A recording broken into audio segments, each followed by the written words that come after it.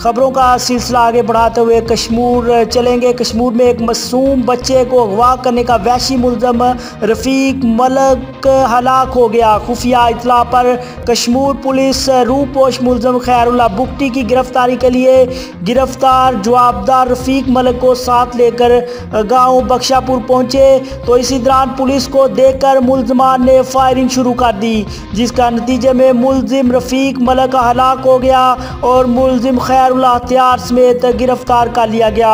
अहम तरीन खबर से आपको आगाह करते चले, कश्मीर में ये कार्रवाई देखने में आई है। कश्मीर में मासूम बच्चे को अगवा करने का वहशी मुलजम रफ़ीक मलिक हलाक हो गया।